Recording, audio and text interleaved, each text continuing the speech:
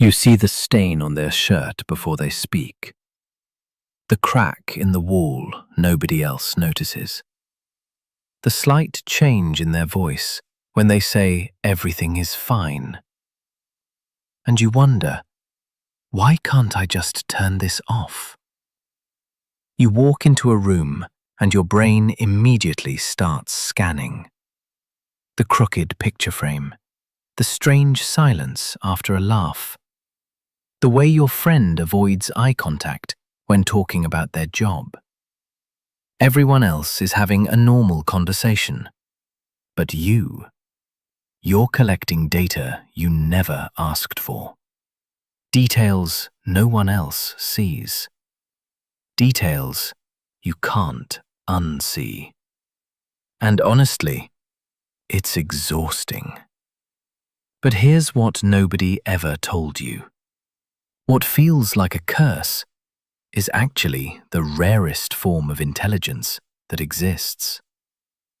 Today, we show you 10 signs that you're one of the people who simply perceive too much, and why that is anything but a flaw. There's no switch you can flip. Other people walk into a room and see a room.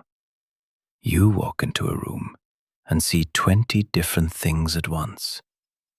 The body language of every person, the dynamic between two people in the corner, the smile that arrives a second too early.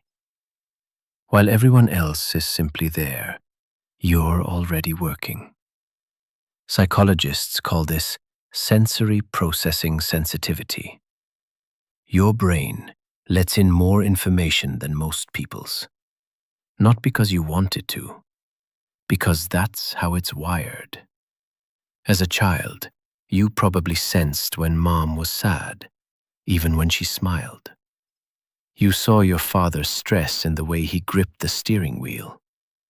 You learned early that the world has layers, and since then, your brain never stopped reading.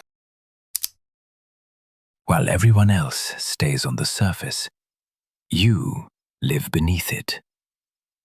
You see micro-expressions, the brief moment when someone's smile doesn't reach their eyes, the minimal shift in tone when someone says something that isn't true.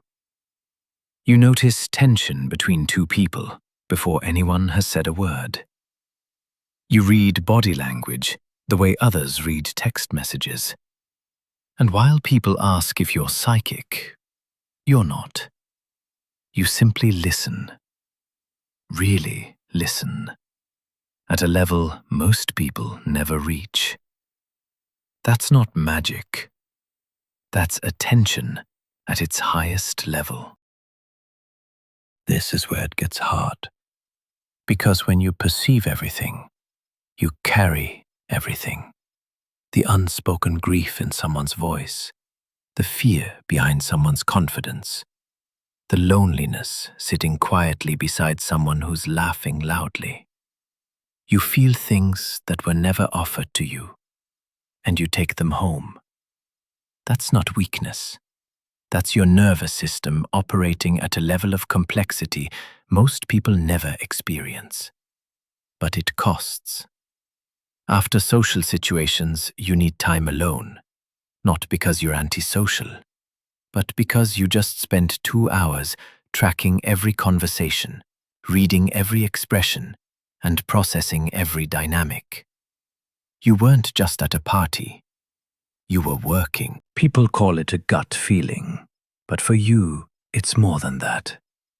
When you sense something is wrong, something is wrong. Not because you're paranoid, but because your brain is processing patterns in the background that your conscious mind hasn't caught up to yet.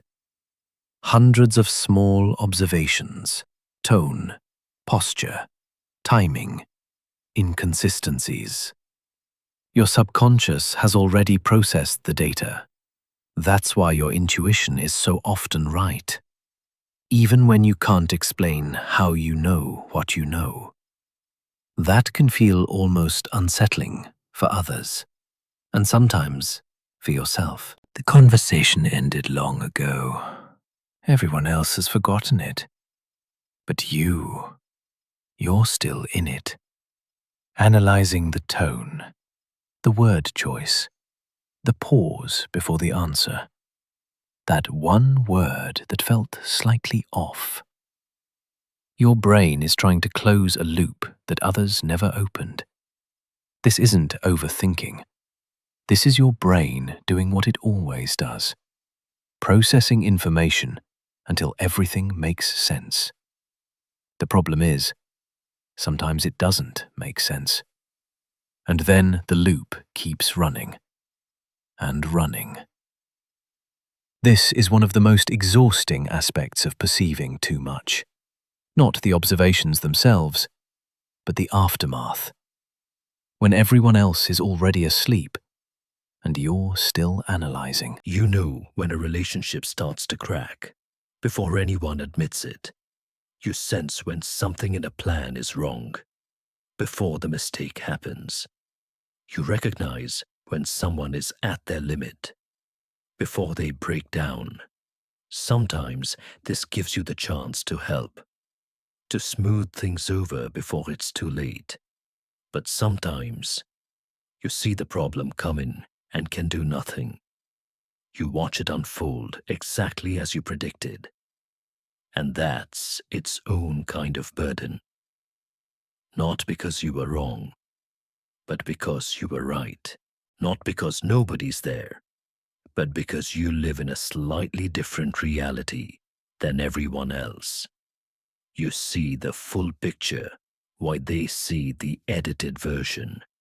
When you try to explain what you perceive, you're often dismissed. You're overthinking. It's not that deep. You're too sensitive. So you stop explaining. You stop sharing your observations. And a gap forms between you and the people around you. They think they know you, but they don't know the version of you that is constantly processing layers of reality they can't access. Sometimes you look at the world like through glass, present, but separate, before they finish the sentence. Not always, but often enough, because lies have inconsistencies, small cracks between what someone says and how they say it, between their words and their body language, between what they tell you today and what they said last week. And you collect all those small cracks, unconsciously, automatically. This makes relationships complicated, because you see what people are hiding, even when they don't want you to see it. And sometimes you know things about people they don't want anyone to know.